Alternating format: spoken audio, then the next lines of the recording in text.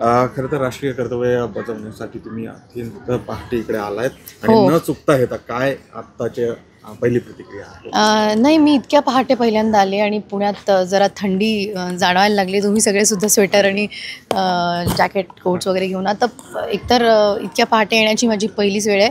पण मला बघून आश्चर्य आणि सुखद धक्का बसलेला आहे की इतक्या पहाटे सुद्धा नागरिक उठून आलेले आहेत.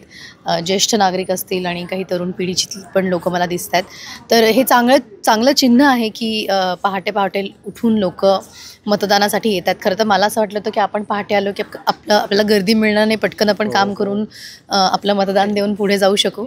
पण मोठ्या संख्येने अगदी या दिवसाची सुरुवात अतिशय सकारात्मक होताना दिसते. त्यामुळे आशा आहे की दिवसभर ही जी गर्दी आहे ती वाढत जावी आणि संध्याकाळी 5 वाजेपर्यंत प्रत्येकाने वेळात वेळ काढून येऊन इथे आपलं नाही, नेहमीसारखंच आहे की आपण सरकारला जाब तेव्हाच विचारू शकतो जेव्हा आपण सरकारप्रती आपलं कर्तव्य बजावतो.